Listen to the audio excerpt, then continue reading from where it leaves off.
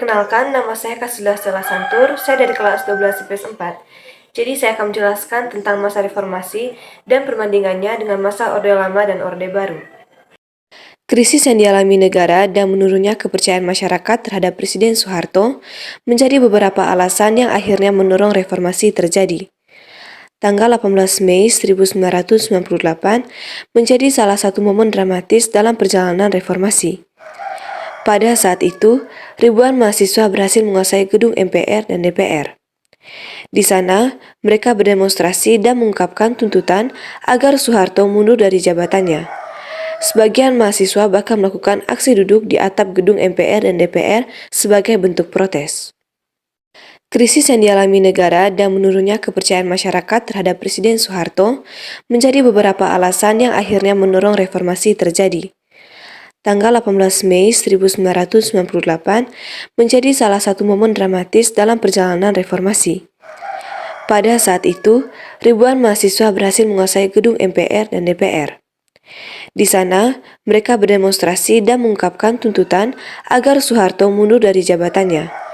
Sebagian mahasiswa bahkan melakukan aksi duduk di atap gedung MPR dan DPR sebagai bentuk protes.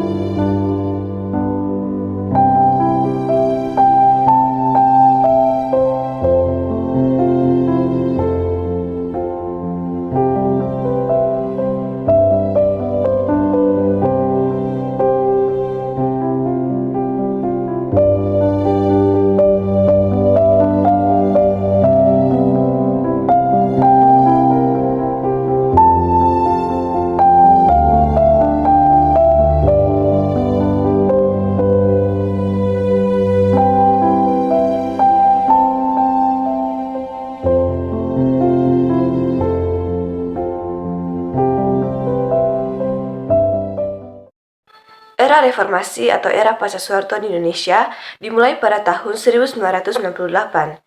Presiden Soeharto mengundurkan diri pada tanggal 21 Mei 1998 dan digantikan oleh wakilnya saat itu yaitu B.J. Habibie. Kebijakan berkaitan kebebasan berpolitik. Setelah Soeharto mengundurkan diri sebagai presiden, Indonesia memasuki masa reformasi. Adanya pembaruan politik pada masa reformasi dapat dilihat dari berbagai kebijakan yang berhubungan dengan kebebasan berpolitik antara lain sebagai berikut. Yang pertama, kemerdekaan pers. Yang kedua, kemerdekaan membentuk partai politik. Yang ketiga, terselenggaranya pemilu yang demokratis. Dan yang keempat, otonomi daerah pada tahun 1999 dengan dikeluarkannya Undang-Undang Nomor 22 Tahun 1999 tentang otonomi daerah. Yang berikut, amandemen Undang-Undang Dasar Negara Republik Indonesia tahun 1945. Pada masa reformasi, dilakukan amandemen atau perubahan pada Undang-Undang Dasar Negara Republik Indonesia tahun 1945, termasuk mengenai penyelenggaraan negara.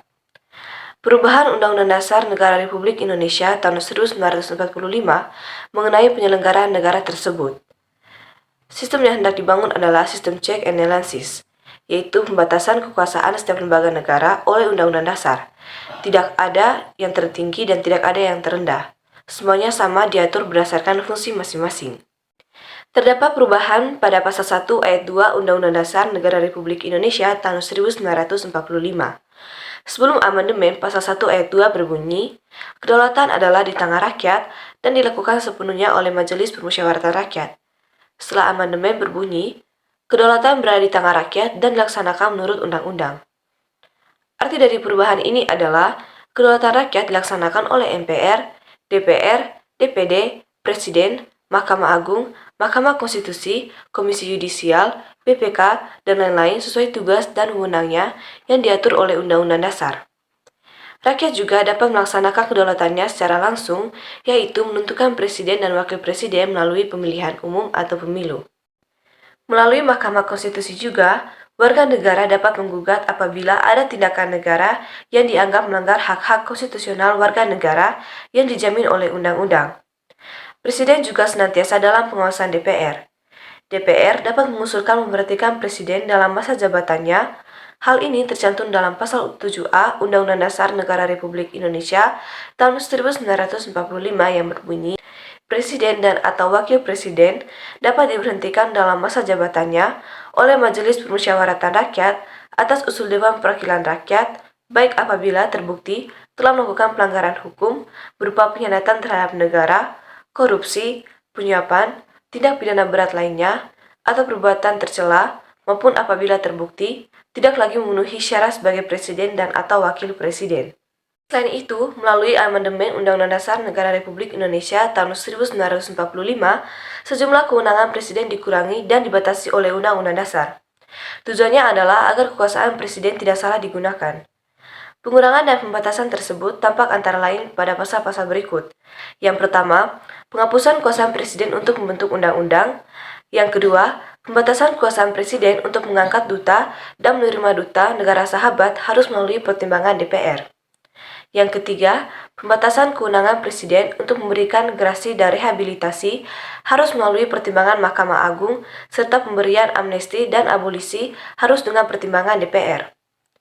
Yang keempat, pembatasan kewenangan pembentukan dan pembubaran Departemen Pemerintah harus melalui pertimbangan atau persetujuan DPR. Yang keberikut, pergantian Presiden Republik Indonesia dan Kabinet pada reformasi. Pada masa reformasi, Indonesia mengalami 5 kali pergantian presiden, yaitu yang pertama, B.J. Habibie, memimpin tahun 1998 sampai 1999, yang kedua Abdurrahman Wahid, 1999 sampai 2001, yang ketiga Megawati Soekarno Putri, 2001 sampai 2004, Susilo Bambang Yudhoyono, 2004 sampai 2014, dan Joko Widodo sejak tahun 2014.